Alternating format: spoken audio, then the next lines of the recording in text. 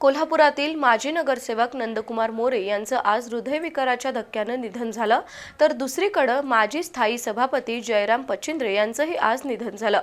पंचगंगा स्मशानभूमीमध्ये आज एकाच दिवशी दोन माजी नगरसेवकांवर शोकाकुल वातावरणात अंत्यसंस्कार झाले।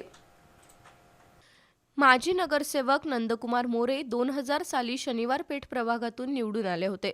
आक्रमक शैली असलेल्या नंदकुमार मोरे यांनी प्रशासनावर वचक ठेवला होता। स्थायी समितीचं सभापती पद त्यांनी भूषवलं होतं।